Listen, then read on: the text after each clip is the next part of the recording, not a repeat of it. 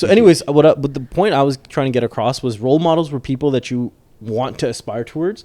And I think influencers has kind of gotten muddled. It's someone who desires to be someone who is aspired towards.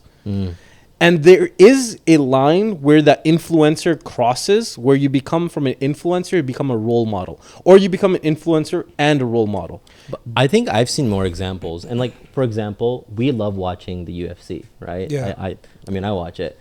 We see Khabib, right? Like, that's someone in today's era where like I look up to that person because look at his discipline, look at his work ethic. And he's a Muslim and he's putting Islam on the stage, right? Yeah. Like, I want to be in that position. But see, Khabib's a role model. He's not an influencer. He's not an influencer. So maybe he is now, though. He doesn't have a YouTube channel, not that I know of. I mean, he's on social media. He's on social media. He's huge on social media. See, for influencer is someone who daily vlogs, who shares every aspect of their life. For me, you think somebody who does social media as a full-time job is an influencer? I think they classify themselves in it as influencers. Okay, right? That makes sense. Right? Okay. But I think Khabib is an amazing modern example of someone who people aspire to be like. Right? It was like Muhammad Ali, you know, during his time. Well, Muhammad Ali is in a league of his own, but he's exactly. certainly close. Well, yeah, exactly. But but we're talking about people as like role models, right? Yeah. They've built greatness in something. Yeah. And so, for example, for you, right? You talked about Sami Yusuf. Yeah. Sami Yusuf built greatness in his own league. He's in his own league. There's nobody else I can think of who's doing stuff at the level Sami Yusuf is doing. And I was like 2 years old. I've been listening to him since I was a kid, and he's still at that same level where he's just dropping bangers after bangers. And he's consistent. With it. And you know what it is? What I've noticed about that type of role model is they stay in their craft. Yeah. Right? They don't, you know, the saying nowadays, they say, stay in your lane, right? Yeah. You know, they literally stay in their lane. Yeah. They don't diverge from it. They don't step away from it. They are people who, you know, hone their craft, build on it. And then we talk about poets of the past, right? We have so many amazing Islamic poets of our time. And they're people who just hone that craft of poetry that we now listen and read, right? Like, you probably read so many kalams and nasheeds, like right? we can look at Imam Ahmad Rada Khan. Yeah. We can look at Pir Nasiruddin Nasir, Allama Iqbal. These were masters with the pen. And you recognize them for that. And there's probably people out there that look up to their work as role models. So I want to step into a direction that's similar to this, right? Now, we've talked about a role model. Now, champions of Islam, right? People who growing up as young Muslims, we look to as Muslims, right? We look to them for their greatness, but we look to them for, you know, what they've done with their life while living as a Muslim, right? So this sort of is a step away from being an influencer. We're talking about role models now. I'm sure there's many influencers we can, you know, look at now that are like, okay, cool. They have their 5 a.m. routine. They work out and they read their fajr and everything. And, you know, we look up to that. But then there's like champions of Islam that we think about in our past, right? People like Imam Ghazali and you know, the actual traditional. Do you have any role models that you can think of off the top of your head? I mean, I do. For me, and I doubt anybody's heard the name. Well, first of all, obviously, and it's Prophet Muhammad sallallahu alaihi wasallam, right? 100%. Then it's the ashab, it's the Ahlul Bayt, it's the tabi'in, no doubt, right? Yeah. So I just don't want anyone to say, oh, he mentioned a person who's not part of them. Of course, they're the pinnacles, and so Rasulullah answer that is first. The pinnacle. Does that mean that if Rasulullah sallallahu, and it's written in Surah Al-Ahzab that he is the most perfect of examples? Oh, certainly. He is the most perfect of examples. So that means that we look to him as the most perfect examples. Can we have role models other than that? There's different levels of role models, I imagine, right? Well, I think that's certainly needed because, again, understand what role models play in society. They're theirs as individuals who you wish to aspire towards. They are the pinnacle of akhlaq, adab, or ilm, or physical, like, you know, or beauty. It's something about them that you wish to emulate. Yeah. And that's why you're consistently going towards them. The role models in Islam, they're trying to emulate the one of, or in rare cases, multiple fine characteristics of Rasulullah sallallahu alaihi wasallam, and they exemplify that one. It might be ilm, It might be physical strength. It might be a mixture of a political leader, someone. Yeah. Obviously, it is impossible. No, it is Impossible for any individual, anyone, including the ashab, to ever walk the shoes of Rasulullah sallallahu alaihi Most wasallam. perfectly. Most perfectly, Exactly. right? But in order for us to live, if we were to, Abdullah, you have a younger brother, Ismail, hey man, your role model should be Rasulullah, look like him. Well, where does he go to? What does he do? What does he read? He needs something that's very aspirable. Yeah. I need something right away that's tangible that he can look to that will at least give him an inkling of the dose of the role model-ness of Rasulullah. Or what is beauty, right? Exactly. Like I look to, we have this concept of in certain communities in Islam of sheikhs, right? And in Arabic that just translated to like old wise person, right? Or leader, yeah. right? But we have this concept of this person being our leader, right? We look to them as an actual role model. So I derive what beauty means through that person, right? Because they've learnt the prophetic tradition and Quran to a degree that they are practicing it every day, right? So I look to them for like, okay, how are they practicing Islam in this day and age, right? How do they dress when they go out? And I think that's really important because the concept of beauty has changed. Remember at the time of Rasulullah, those role models like you mentioned, Sami Yusuf and whatnot, they weren't accepted in modern society, really.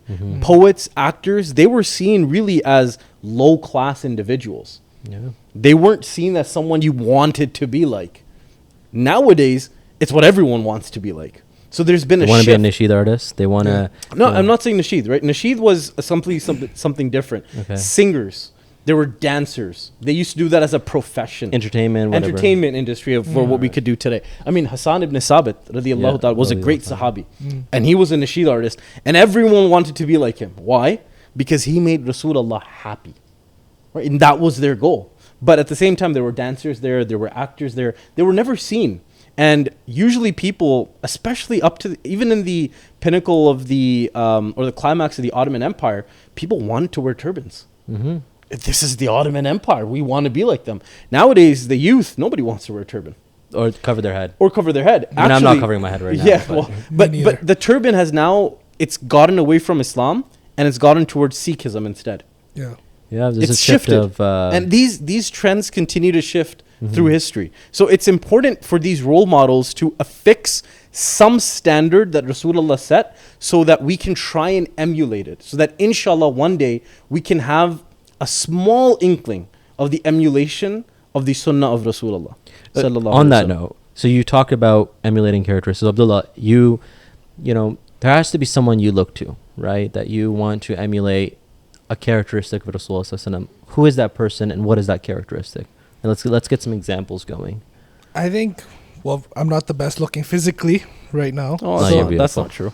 Well, obviously, I got some extra weight on me, but Muhammad Ali was somebody I looked up to growing up a lot. You know, the way he carried himself and also the activism that he did and standing up for people. That was something I really looked up to. Standing up for his principles. So, yeah, standing up for his principles. He had morals and he stood up for them. Do you think we're at a deficit of that? Like, you know, I think I want to bring something back. We spoke about influencers. Have you guys heard of the blacklist for influencers that's been going on social media? I don't know So what that is. because of the whole situation in the Middle East in Palestine, and the whole Palestine issue, there are some Muslim influencers who have brand deals with brands that support the Israelis, Like right? Pepsi? Yeah, like That's now Pepsi- become not- team?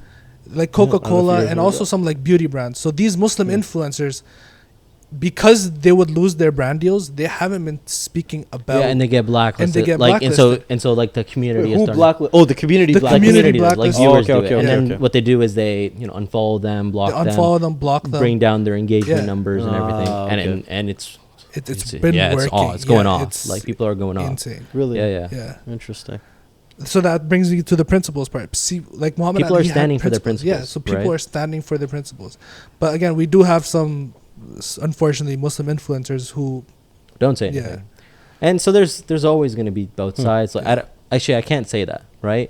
But there is two sides of a conversation always. But it's nice to see in this era that there are influencer activists are actually activating youth Yeah. to speaking for themselves, speaking the voice of standing up for And the holding poor and people needy, the accountable. people who are being, cruelly murdered. There is that aspect to it. And then there's so many other areas of Islamic champions, right? So we're talking about science. We're talking about mathematics. We're talking about jurisprudence. We're talking about actual leadership, not just sports, but in our history of 1400 years, there have been amazing leaders, Sultan Mehmed, right? People who have shown brilliance in different categories that we look to. I mean, we can look to them as role models because they've excelled at something while maintaining their deen, while maintaining Islam at the same time. And you said you had a name. Yeah. So, have you heard the name el-Kader al-Hassan al-Jaziri? No. By many accounts, that is an individual who many consider as to be the last true hero of Islam. Wow. He lived, I want to say 200 years ago, 1863 now. Yeah. So 150, he died away around 1863. So it was not too long ago. I mean, it was a couple decades before the First World War. So it was really the modern era, you can say. And this was the time when Napoleon, late 1700s, early 1800s, the French Revolution, they were trying to come into Algeria, and Algeria was conquered.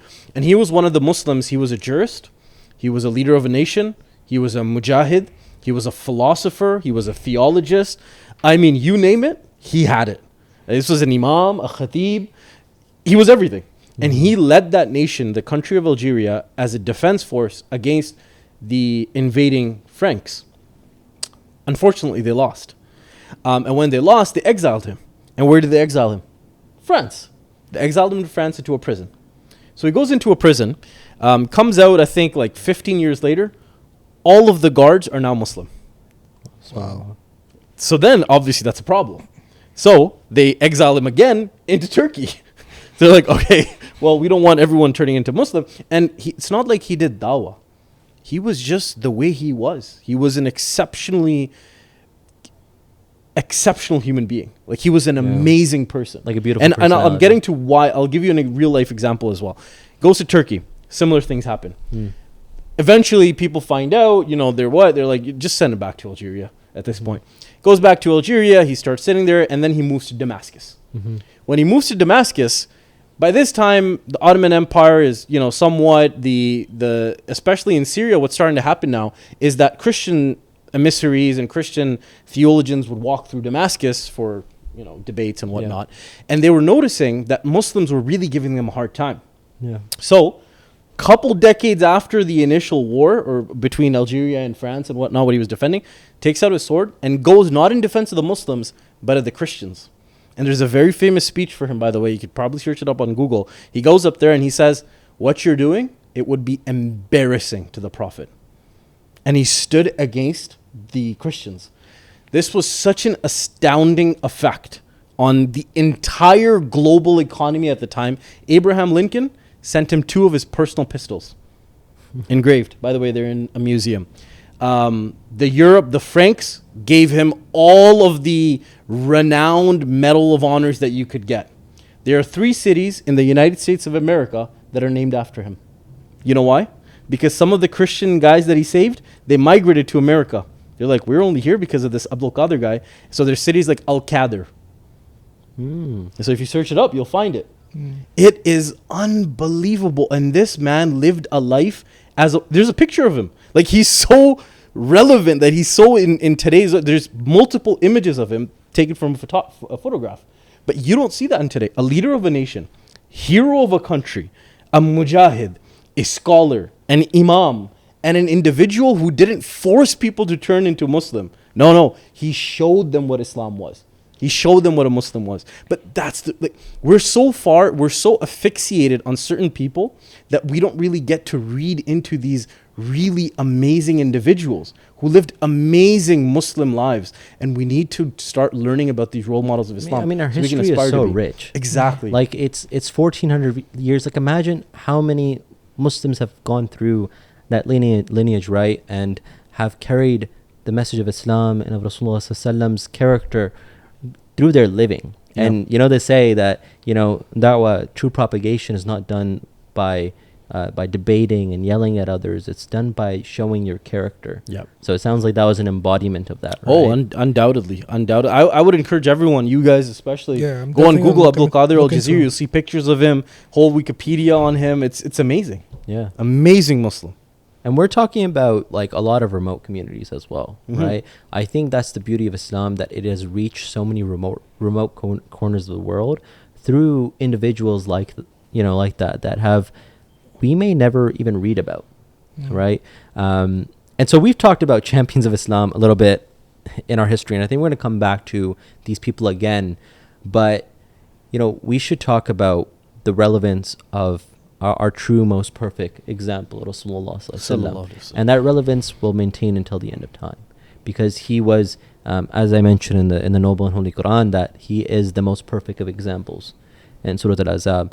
And we see that every single day, that we look to prophetic tradition for everything, right? He was a manifestation of the actions that the Quran taught us to do, and how we should act upon that. And so that makes you think that people, the companions that saw Rasulullah sallallahu alaihi wasallam, imagine how amazing they were. Yeah. Because they saw those actions, right? And I think we spoke about this briefly in the previous episode, but I sort of mentioned that you are the product of the closest people to you. Yeah.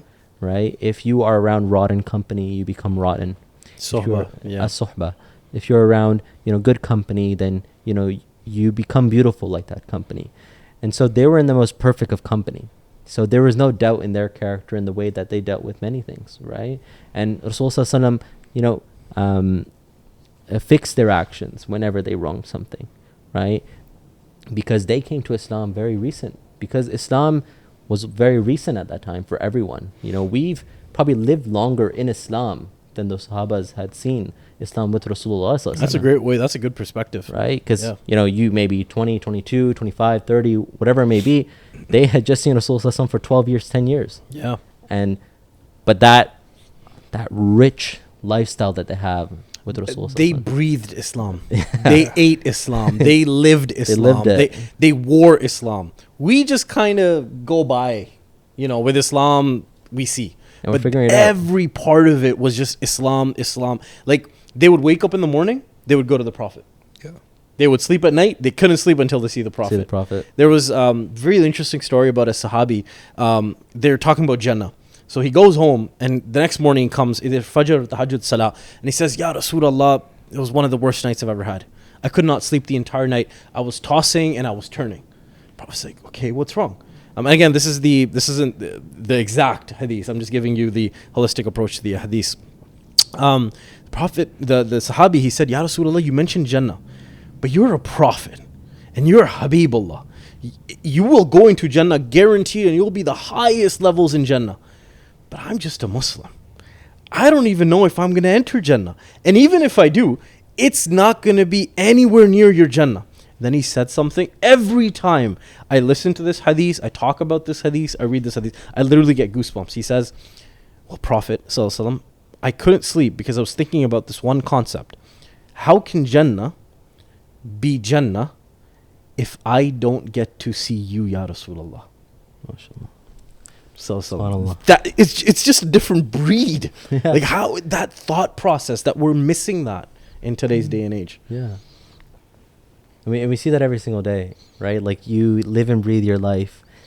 You go to work every single day, Abdullah, right? Like, how many times a day do you think about, your role model? And or actually, are there actions that you see in your day-to-day life that just have become a habit now, but you knew they were a product of your role model or the person you looked up to?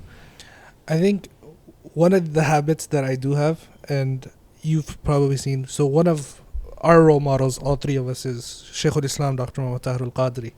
And when he prays and when we go into ruku and we stand up, he usually puts his hands a little in the back like this, right? Stands straight, right? And he has his hands kind of on his back like this. And I feel like I've kind of picked that up, and it's just naturally like that. And when I look around in the community, I see that it's not just me who's picked it up. I've seen you doing it. I've seen other brothers who have seen Shaykh al-Islam do it, and I've seen them doing it in their lives as well. Mhm. I think that's just one thing that I kind of Yeah, it's interesting because we speak about Shaykh al-Islam, Dr. Muhammad al-Qadri, and we he is our Shaykh, and we look up to him in so many different aspects.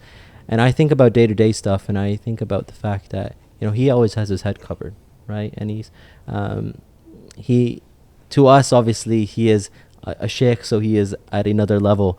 But I look to his family, right? And I spend some time with his family, and his grandsons always carry a hat, even if they're not wearing one, in their pocket, so that when they go to pray, they can just take it out and pray. And usually that's like a habit that I started to pick up when I go out as well now, is just keep a head cover on me, so that if I go into the court of Allah Almighty for prayer, that I can just cover my head again. Out of humility, yeah. Out of humility, right?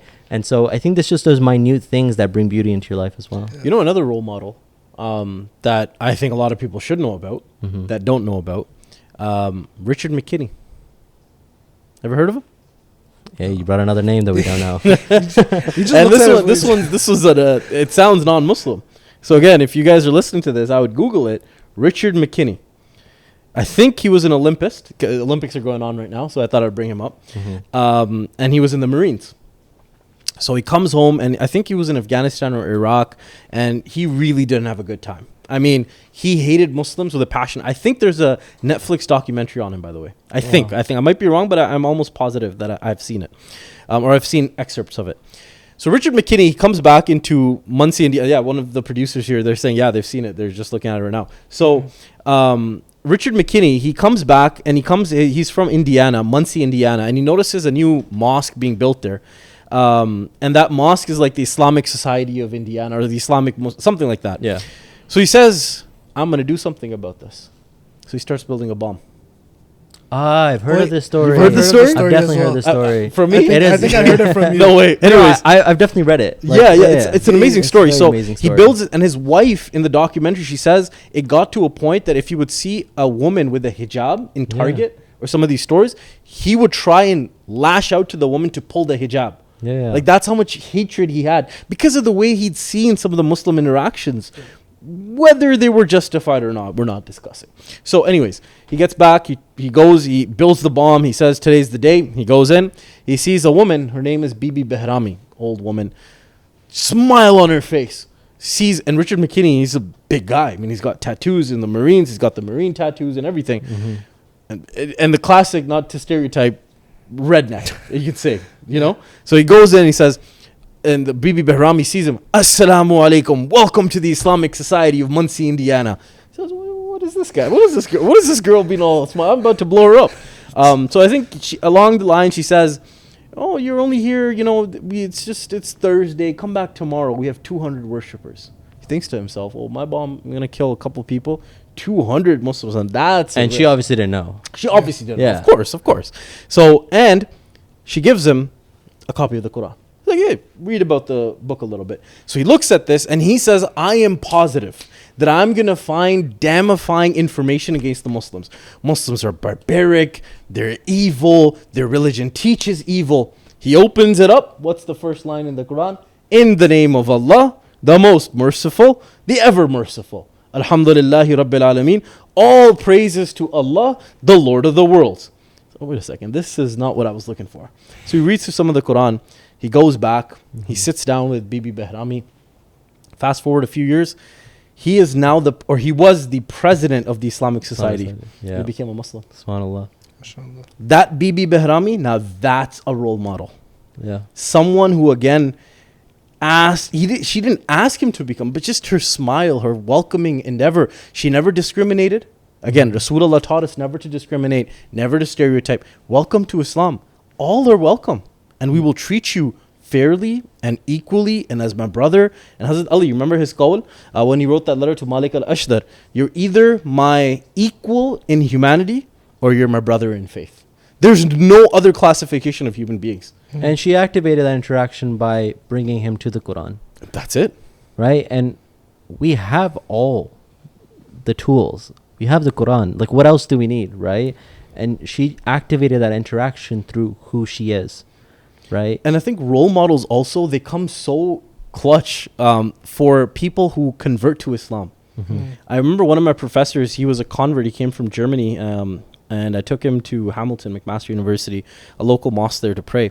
And I prayed Zohar quickly. We're out of there, 5, 6, 7 minutes? 10 minutes maximum. 10 minutes maximum, yeah. Really close to Allah. This man comes out of the mosque like 45, 50 minutes later. There's nothing wrong with taking more time. Actually. Yeah, there's nothing wrong. But I'm just saying that some people just, we're spending 10 minutes. Let's be honest. Okay, all right, yeah. Hey, we're spending 10 minutes praying Zohar. So this man, and he's got a speech at 3 p.m. and the mosque is about 10 minutes away. This man waddles out of the mosque at 2:54 p.m. Salatul Zuhr was at 2. Yeah. 54 minutes. And I'm just like... And you're sitting in the car I'm sitting in the car. My AC's turned up. And like, at some point, this man's going to come out, right? So 54 minutes. And I remember the time so vividly because of what he said. You thought he did ghusl or something. I don't know what he was doing. Like, I thought he forgot how to pray. Like, I was worried for him. I thought he got kidnapped. He's a German guy. He's a very gruff accent. So he comes out. He sits down. And obviously, I'm a curious guy. Curiosity got the best of me. So I'm like, hey, man. Hey, professor. Everything all right? Like, what happened? Did somebody give you a hard time? You were in there for 54 minutes. Or in total, it was probably an hour because we got there a little bit before. We did wuzu and whatnot. He says, looks at me. And I will never forget the way he looked at me and what he said. Looks at me, dead serious. And I'm driving, so he's just staring at me. And he's like, Abdullah, you don't know how lucky you are. Like, I mean, I at that point I was a PhD candidate. I did not feel lucky. I was struggling. So I'm like, okay. Like, it was a lot of, I don't know what to say. So he says, see, the problem is you're a born Muslim. I'm a convert. It takes time for me to connect to Allah. So to this day, I don't know what that connection is. And what lazzat or what flavor he got out of that connection that kept him connected to Allah for 54 minutes. Yeah. I mean, some of our elders today, and Abdullah, I think maybe you were there. I mean, sometimes our qaris in Salat al-Tarawih, they go a little slow. Yeah. And then I have seen with my own eyes and heard with my own ears an elderly man come up. I was there. And he says to the imam, and mashallah, very good voice of this qari. People come from all over the GTA, Greater Toronto area, to listen to him. Yeah. They come up and they say, I don't give you dua. I give you bad dua. Wow. Yeah. That's serious. That's serious. And we've heard this with our own ears. Yeah. It was in a filled mosque. But anyways, so that's the extent. This is why you need role models, to show you this is where I am. Yeah. You can get here too. Join me. We can get to the next role model and the next role model. And eventually we'll get an inkling of Rasulullah. And that inkling, inshallah, will take us to Jannah. Inshallah. And I mean, just that purpose of whatever that man said, Badwa, like the Qari was reciting beautifully because he was moved by the Quran. Of course. 100%, yes. And I think that's what we're trying to get out of it, that person never got out of it. Yeah, and I'm not hurting the intention of that. I'm sure he's a pious old man. Maybe he was just frustrated. He had some, I don't know. Mm-hmm. But the fact that you would say that to a Qari reciting the Quran in a filled mahfil, there's ways to do tarbiyat. Yeah. And there's our Ustad, your Ustad, Allama Ahmad Awan. Yeah. There was a very famous Naat Khan. You definitely know him. I saw the clip as well. You saw the clip, right? There's a very famous clip on YouTube about him, how you get nasiyat and how you get tarbiyat. He read the last ayah of Surah Baqarah, and he read a portion of it. He didn't read the whole thing. So Allama Ahmad Awan, he took him for a walk. And he says, and he gave him food and everything. They're just walking, just them two. And he said to them, and this Naat Khan, he's declared this, mashallah. This is the way to do tarbiyat. So he says, instead of reciting from here, you should have started from Amana Rasulu bima unzila ilayk. Yeah. That's how you do tarbiyat. Just them two. And look at the profound effect that it had on this individual. Probably changed his action going forward. Not only that, but he's not ashamed of it. Yeah. He's pronouncing it to the world. That's Islam. Yeah. That's what role models teach us. I mean, nowadays we're so used to calling out people publicly on social media and, for whatever their actions are. And I think that's just culture of social media now. You get more views, you get more engagement by calling out someone and being like, hey, you did this wrong. Like, what's wrong with you? Cancel culture, right? Like, there's cancel culture. Sorry, I just remember Jordan Peterson. You guys have heard of him? Yeah. Controversial figure, no doubt about it. But he says, I started holding my speeches at 7 a.m. because cancel culture doesn't start until 11. That's great. But anyway, I mean, sorry, it's true. I Like interrupted you. it actually affects like how we act around people, because we have no tolerance and patience for understanding situations. And I can't speak to every interaction on social media, but I know, and I've seen it, that like it's gotten crazy, that we don't have the tolerance to sit down, wait, maybe even reach out to that person, or not bring it publicly. Yeah. Okay, maybe that person said something publicly, but that doesn't mean that the reaction to that, or the tarbiyah of that, or the nasiyah given to fix that action, or the amal, is to be done publicly, right? Yeah. I think we've also started assuming the worst out of people. Assuming the worst. Unfortunately, That's I see it a lot on social media. It's just so. I mean, have you guys seen the clip of the two worshippers beating each other up in the back of the mosque? Oh It yeah, was where they just turn around and just Turn start, around, just starting beating each other up, like it's in a filled namaz. It's namaz, it's imamat. But that's the extent of our Muslims. Listen, guys, before we wrap up, I think it's really important that we kind of touch upon role models. So I have a question for both of you, and inshallah we'll start wrapping this up. But who are your role models?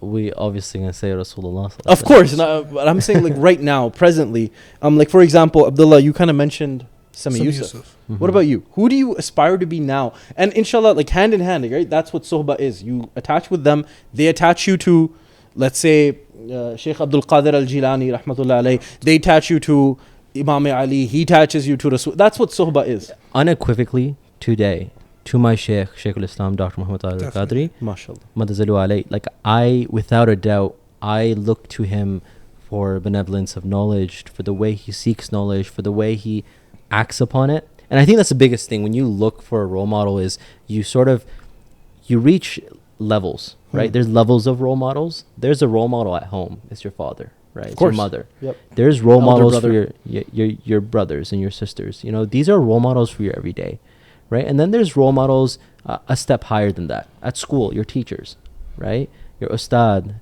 people who teach you every single day. Then there's role models for, your daily life, people who've reached greatness, right? We look at Habib, we look at these people who reach greatness. And then there's a holistic role model, right? We find in Rasulullah sallallahu alaihi wasallam. So we find that role model through people who emulate the actions of Rasulullah sallallahu alaihi wasallam. For the reason I really wanted to say this is that, we tend to water down the practice of Rasulullah sallallahu alaihi wasallam and understanding and reaching and understanding it. So basically, like, if there is a hadith, I will just Google it and go to sunnah.com, and I will think that is the amal. Like that, just reading that, I now know Islam. I now know how to act upon it. There's no depth in that action. I seek a role model who has depth and understanding in that hadith, in that action, in the Quran, in understanding it. And he has that depth. And so once I figured that out, it took me to a point where I knew that I can, go to the sheikh for advice, go to him for my betterment, for my growth, right? And so that's how I define my role model today. And it's definitely my sheikh. I think just to help our audience understand the depth of this individual, I think there's a Manifest Quran somewhere backstage. If some of the producers could just grab one. I just want to, while you kind of go ahead a little bit, I'll just find a small excerpt here. Just read you guys, because he wrote this, mashallah, a contemporary English translation, very basic English on the Quran. So I'll just read it to you guys while you guys, inshallah, I'll find something, just to help you understand the magnitude of the ilm of this man and the dedication that you need. I don't think second translation. This is the second translation and he has a translation Urdu as well. And I think he's coming out with an encyclopedia. Yeah. He has a Quranic encyclopedia. No, of hadith, which is like what, 20 volumes? Around 20 volumes, yeah. Yeah, take it away. I mean, I don't even think I could add on anymore, because we do share the same role model in Huzur Sayyidi Shaykh al-Islam. And just adding on would be that we have these, I guess you could say, dunyavi or the worldly role models, and that would be Sami Yusuf, that would be Muhammad Ali, Habib. But then we also have to think about our next life, and somebody who reminds us of that next life, and he takes us, grabs our hand, and he's like, let's go into Jannah with Rasulullah together. And I think that's where we see Shaykh al-Islam, and when he walks, I think it's one of your sayings. It's Aura. aura. It's aura. It's aura. He walks, and I think it's one of your sayings where it's like when you walk like Muhammad Rasulullah. Yeah, sallallahu right? alaihi wasallam, yeah. And that's what we see. Yeah. And So I kid you not, literally I opened it and I literally got up to page 490, chapter 50, Qaf. And he gives a small description about what the surah is. Qaf is the 50th surah of the Quran. He goes into details, but I'll just read you and this is the first page I opened up. Qaf, by the glorious Quran. Rather, they're astonished that a warner has come to them from among themselves. So the disbelievers say, this is a strange thing. What? When we are dead and have become dust, then we shall be raised again? Such return is far-fetched, impossible to perceive, they say.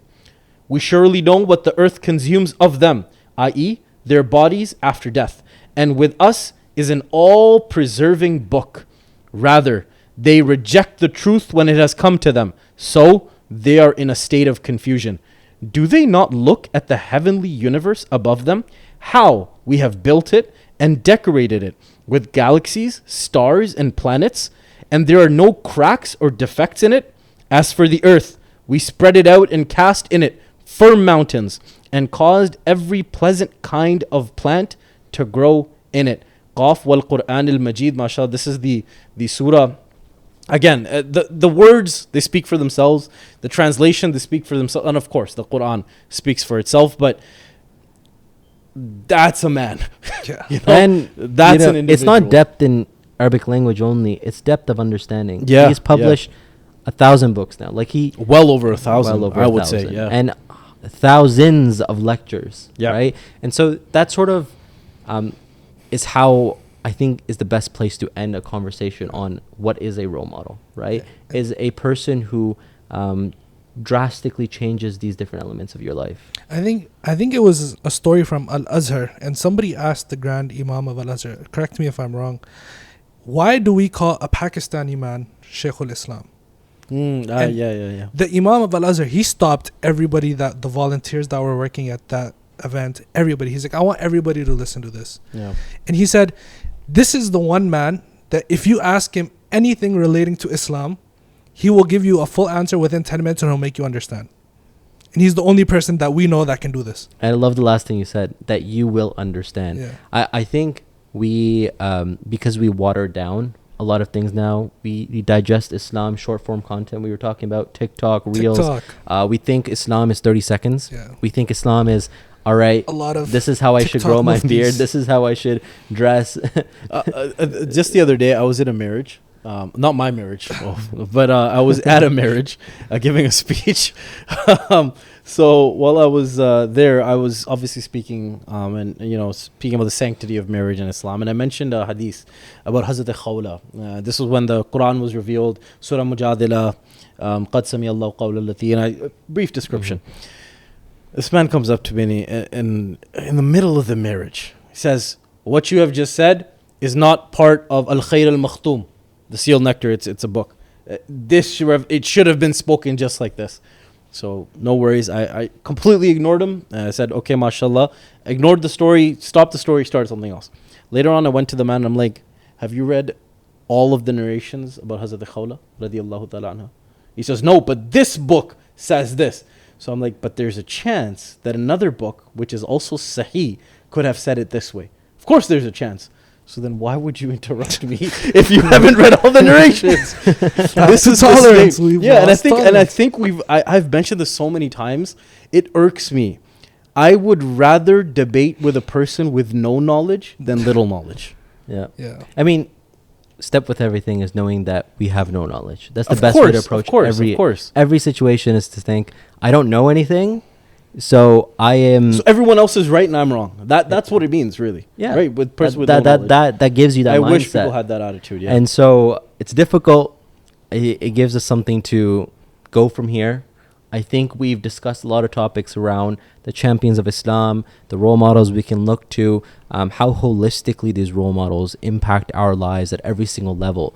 At home, whether it's in the community, whether it's in our heritage and tradition, and whether it is Rasulullah sallallahu alaihi wasallam holistically impacting our life to be better Muslims every single day. May Allah subhanahu wa ta'ala give us the strength to propagate Ameen. Islam the beauty of Islam, the beauty of Rasulullah sallallahu alaihi wasallam through Ameen. our actions and not through debate and not knowing. And Ameen. may we understand the religion in depth as well. Thank Ameen. you so much for tuning in and hope to see you next time. Assalamu alaikum.